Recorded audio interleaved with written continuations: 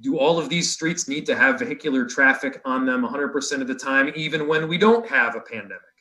Maybe some of these streets can be for pedestrians and for runners and bikers.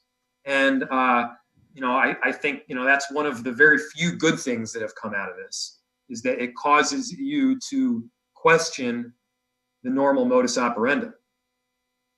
Well, that was going to be my next question. I mean, has this shaped our perception of how we prioritize, mission critical traffic versus pedestrian traffic? I mean, where do you draw the line as a mayor of that street is critical to have both lanes open versus run amok, open it up, open all the lanes up? I mean, where do we draw the line?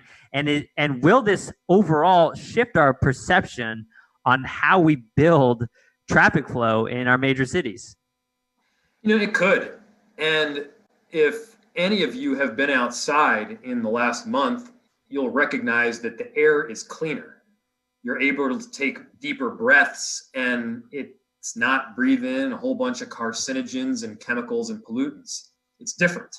Not to mention, you can run down several of these drags and not be at risk of getting hit by a car. And so, I'm a big believer in moving away from this vehicular and automobile-centric mentality.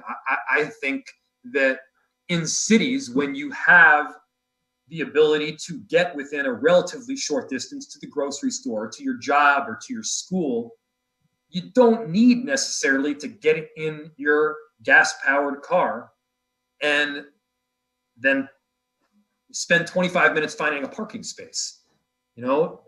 I think we should be opening it up and making it easier for people to bike and to work and to run. And, that means that we're creating protected bike lanes.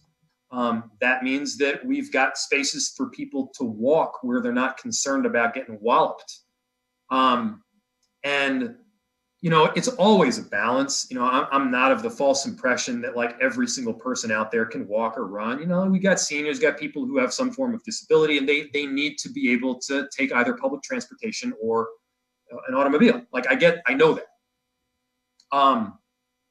But we shouldn't have such a high percentage of our city being our city streets that are exclusive, not to people, but to a car. It doesn't make any sense. And if you think about some of your favorite cities to visit in the world, whether it's Paris or, London or Rome or whatever, they weren't built around the automobile. They were built around the person. And it's a totally different feel because of it. And I don't think we should be afraid in any city in the United States of moving in that direction. Sure, it's got to be gradual in some cases, but you can also be bold.